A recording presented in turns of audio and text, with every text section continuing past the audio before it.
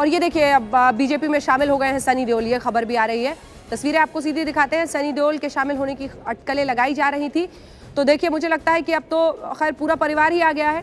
धर्मेंद्र, हेमा मालिनी, सनी देओल का सबसे अद्भुत उदाहरण है। फिल्म और राजनीति में परिवारवाद का धर्मेंद्र जी, हेमा मालिनी जी और उसके बाद अब सनी देओल। कोई काम भी नहीं है तो राजनीति में आने से फायदा भी है। वहाँ तो काम है नहीं, कोई जहाँ कर रहे थे। पंजाब में विनोद खन्ना और ये जो लोग थे उसके बदले में जो कहते हैं कि जिस तरह से बीजेपी में वापस उनको लाने की कोशिश यही हुई है कि ऐसे लोग लाए जाएं जो खिलाड़ी हों और राष्ट्रवाद को बढ़ावा देने में भी मदद आएगी। सनी देओल के कुछ सिनेमा का को याद कीजिए, वो जो चापाकल उखाड़ा था और उसके साथ 5 किलो का हाथ।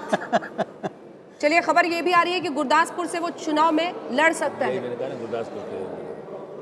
हिमांशु हमारे सहयोगी, जरा फोन मिलाइए हिमांशु को।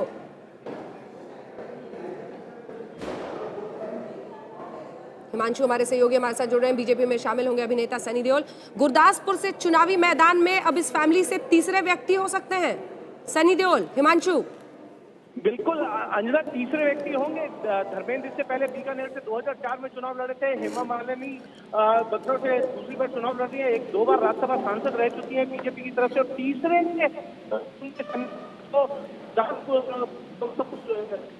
चुनाव लड़ने कुछ दिन पहले उन्होंने बीजेपी में शामिल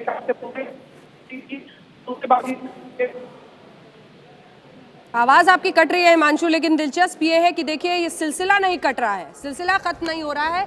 परिवारवाद की एक अनूठी राजनीति का सिलसिला जो हम देख रहे हैं, और लगता है जैसे इन तमाम बॉलीवुड स्टार्स का रिटायरमेंट प्लान अब राजनीतिक पार्टियों में जुड़कर अपनी जिंदगी को आगे ले जाने का बन रहा है। और इसी पर हम आपको दिखा रहे हैं इस वक्त की खबर। गुरदासपुर से वो चुनावी मैदान में भी उतारे जा सकते हैं। अनूठे चेहरों का प्रयोग। और संजय जी, दिलचस्प ये है कि जैसा आपने कहा, छवि ऐसी रही है और फिल्में भी ऐसी रही हैं, तो वो डायलॉग खूब वायरल किए जाएंगे सोशल मीडिया पर। बिल्कुल, जैसा मैं कह रहा था, राष्ट्रवाद जिस प्लैंक पे बीजेपी कई जगहों पे प्रचार कर रही है, उसको भी इससे इजाफा उससे भी बढ़त मिलेगी, बढ़ेगी। क्योंकि जिस तरह के सनी देओल के फिल्म रहे हैं और उसको अब याद किया जाएगा, शायद उसकी क्लिपिंग्स भी चलाई जाएगी। जिस तरह से उन्होंने अपने सिनेमा में पाकिस्तान को मुंहतोड़ जवाब दिया, इस तरह की चीज़ें से सनी देओल को चुनाव जीतने में मदद मिलेगी। 5 किलो का हाथ आलोक जी थाम चुका है कमल। देखिए जिस तरह से कमल, मुझे लगता है कि हर जगह, सॉरी मुझे करेक्ट किया गया, 2.5 किलो का हाथ था। हर जगह कमल खिलाने की कोशिश भी, खास करके पंजाब जितनी बड़ी चुनौती है बीजेपी में। अकाली दल के सारे पाप, जिसको पाप इसलिए कहेंगे कि उस सरकार के लिए जो बदनामी थी, उसमें कांग्रेस का आज भी पलड़ा भारी दिखाई देता है। और ऐसे स्थिति में भाजपा अपना प्रभाव बढ़ाना चाहती है, अब वो अकाली का प्रभाव उतना नहीं बढ़ाना चाहती। इसलिए मुझे लगता है कि जितने भी प्रयोग हो सकते हैं या जिनको, और आप देखिए पिछली बार तो अरुण जेटली जैसे वरिष्ठ नेता तक अमृतसर में उनको पराजय का मुंह देखना पड़ा था। इसलिए सनी देओल को लाएं ताकि लगे कि नहीं जाट, मतलब जैसे कहते हैं धर्मेंद्र भी, आपने देखा मथुरा में भी उन्होंने जाट होने के नाते, जैसे कहते हैं जाति के आधार पर भी, कि भाई देखिए जट पगला दीवाना, पता नहीं गाने वाने भी उस तरह के हैं। तो मुझे लगता है कि ऐसे चीज़ों को प्रयोग करके, ये ठीक है कि जो लोग वहाँ काम करते हैं वो कितना कार्यकर्ता उससे जुड़ता है, ये भी एक सवाल जरूर रहेगा।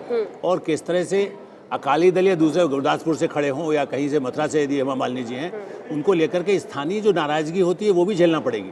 लेकिन मामला सिर्फ ये है कि मोदी वर्सेस ऑल।